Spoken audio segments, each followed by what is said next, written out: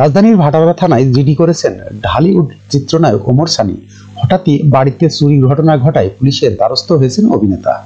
সোমবার 2 নভেম্বর সকালে ওমর সানির বাড়িতে চুরির ঘটনা ঘটে। ওমর সানি জানান, ঘটনার ওই দিন সকালে মর্নিং ওয়ার্কে বের হয়েছিলেন তিনি।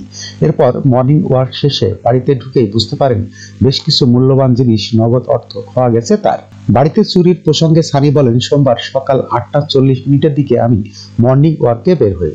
এরপরে হাঁটা শেষ করে আনুমানিক 9:20 দিকে বাসায় ফিরলে বুঝতে পারি বাড়িতে চুরি হয়েছে। সানি আরো বলেন, আমার Samsung S20 ultra Oppo phone নেই।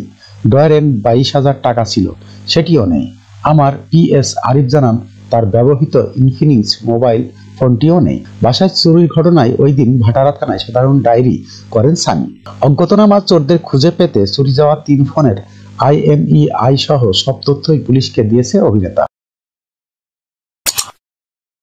যখনকার খবর তখনই দেখতে চোখ রাখুন সুন 24 টিভিতে। চ্যানেলটি সাবস্ক্রাইব করুন।